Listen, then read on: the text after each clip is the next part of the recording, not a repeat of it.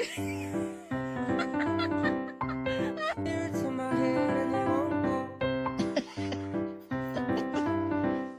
wanna go? Oh, you wanna go with mommy? Oh, look at that change up of attitude.